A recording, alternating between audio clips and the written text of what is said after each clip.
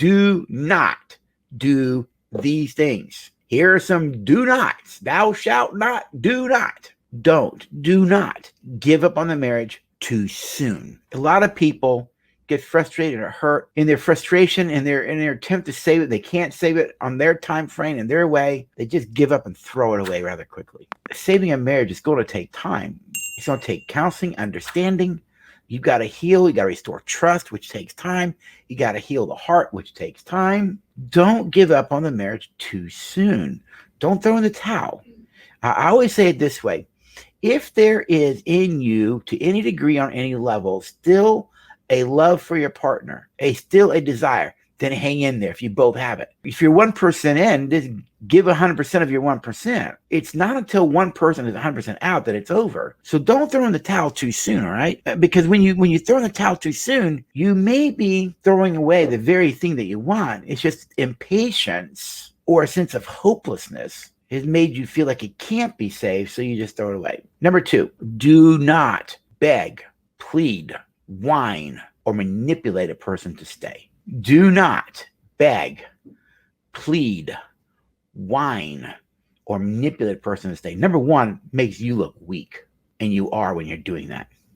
And when you beg or whine or manipulate someone, it shows not just your weakness, it shows your inability to communicate, your inability to be respectful of the other person. People who respect other people, they don't beg or plead or whine. They don't manipulate others. To manipulate someone is disrespectful. There's no goodwill in it. And so you don't beg, whine, manipulate. When you want to save a marriage, you've got to show that you're healthy and mature. Your partner may not be, but you can learn to be patient and kind to them as they grow and heal. But don't beg, whine, and manipulate them to stay. If that person says they want to go, the old adage is love fights for things, but love also knows when to let something go. In other words, I love you enough to let you go because I recognize I can't make you stay and I can't make you love me. It's not what I want. And so don't beg, whine, manipulate, plead, grovel.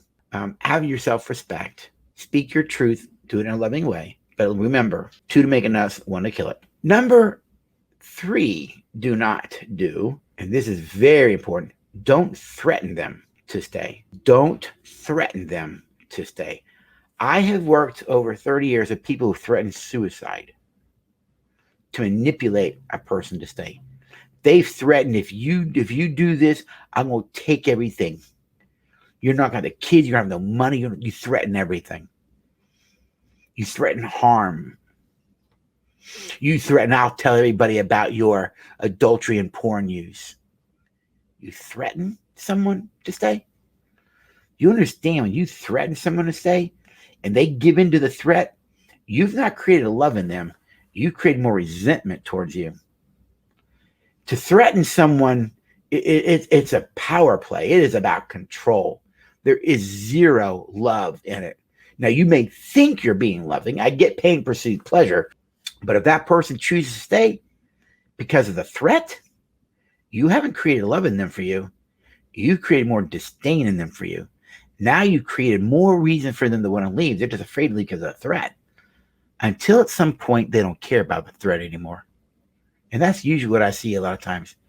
Go ahead. I don't care. Well, then you just lost your power. The threats don't work anymore until you up the threat. Don't threaten a person to stay. We all have free will. Make your choices.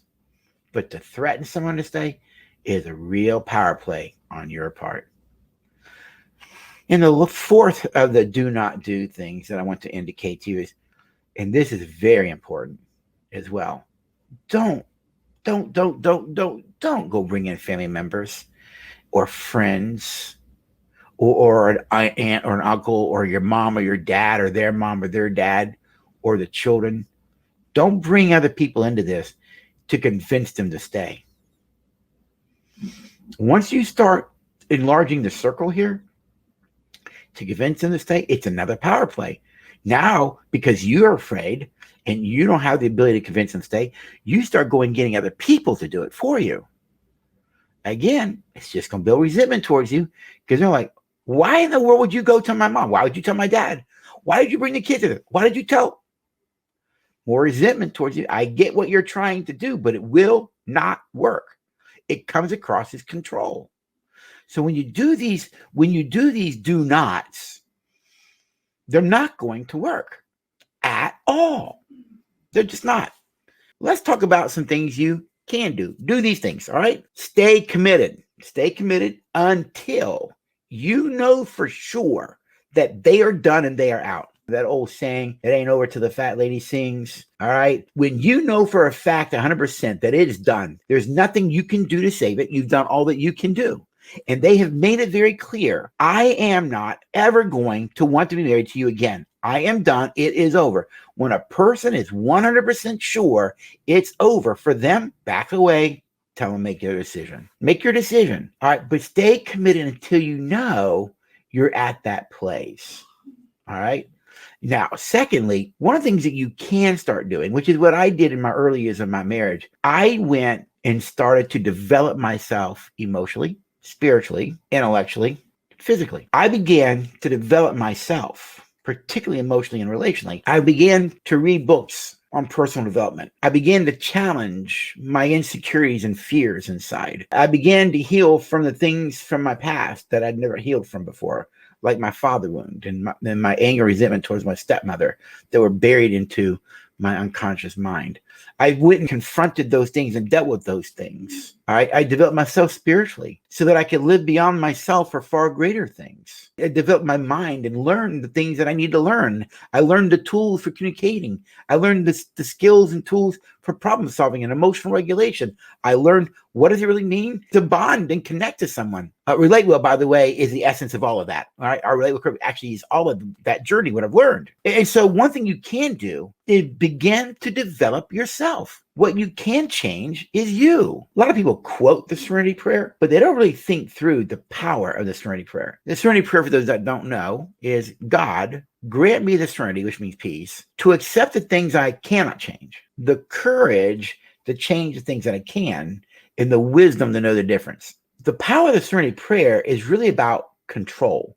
All healthy people understand we all have limited control. There are things in life you can't control and things in life you can control. But the things we really can't control are a lot, and things we can't control are little. And wisdom lets you know which is which.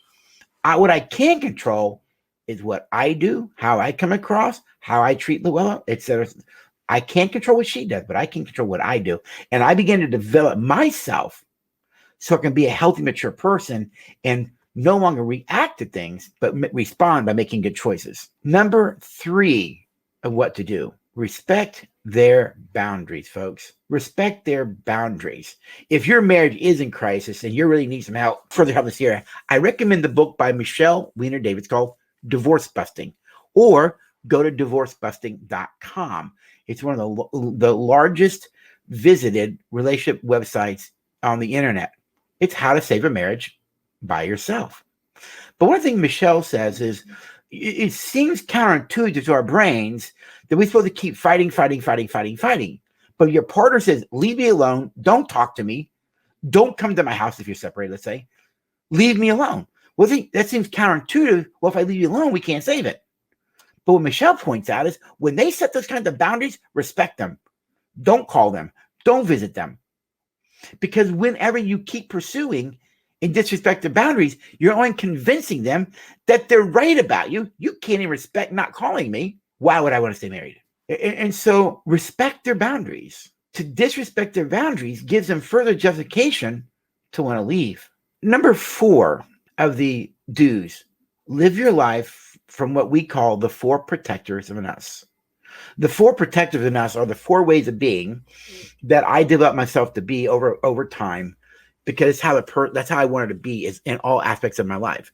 The 4 protectors are goodwill, respect, humility, and empathy.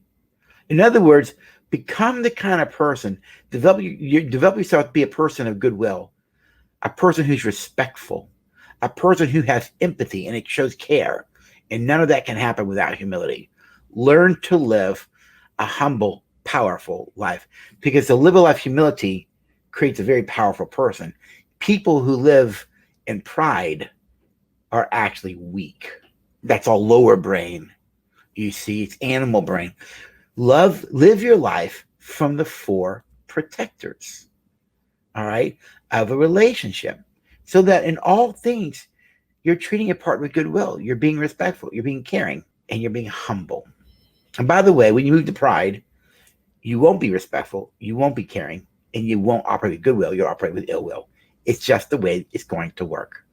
Now, number 5, develop within yourself patience and kindness. Now, we know that there's that old thing about love. Love is patient, love is kind, and it goes on to state 13 more traits. But those other 13 are actually variations of 2, patience and kindness. In other words, develop yourself that in all aspects of your life, become a person of patience and be a person who's kind. In my early days, many years ago, I found myself to be pretty impatient. And what I realized is, to the degree that I'm impatient, I'm not loving, but to the degree that I'm patient, I am loving, because love is patient. To the degree that I'm unkind, I'm not loving. To the degree that I'm kind, I'm loving, because love is kind. And so what I began to do in my own development way back when, 25 years ago now, I began to look at the world this way. Every single day, I get opportunities to practice, that's the key word, practice patience and kindness. And so whenever I found myself in a Walmart checkout line, 20 lines available, 20 lines, and they only have one open, and you're in a long line and you're standing there really impatient, I began to realize that was an opportunity for me to practice patience. Someone cuts you off on traffic and you start to speed up and stare at them. That's unkind. There was an opportunity for me to practice kindness. And the more that I practiced patience and the more that I practiced kindness in all its forms, the more I became patient, the more I became kind, and the more those things didn't bother me anymore. Why? Why would I want to let those things rob me of my joy? Why would I want to let you and your issues rob me of my peace? I'm just not going to do that. I can care how it is for you because I have empathy, but I'm not going to let you rob those things of me. Why?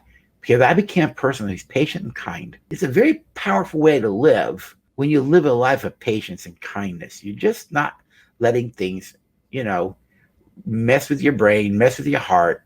You're in control of you. And the last thing you can do to save your marriage is become a person who is worthy of trust. Become trustworthy. And if you've broken trust, however you have done it, it is essential that you become a person of trust.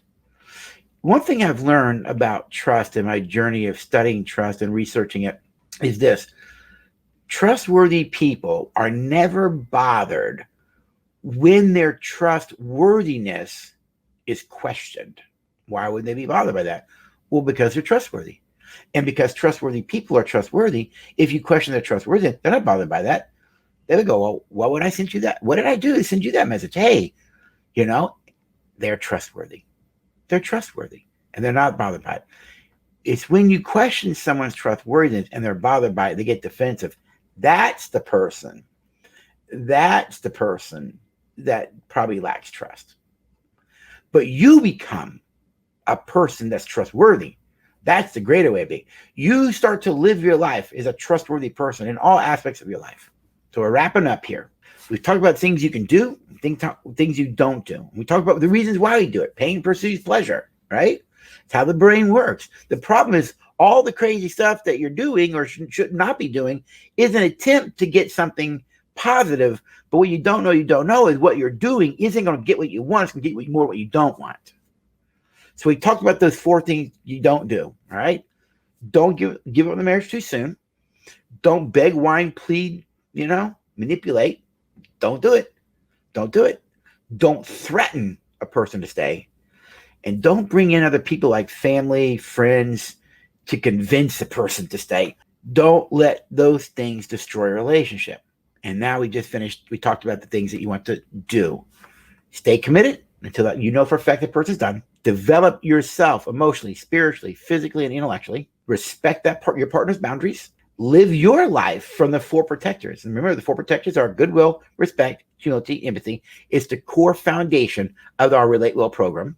Develop patience and kindness as a way of being for your life. And lastly, do become a trustworthy person.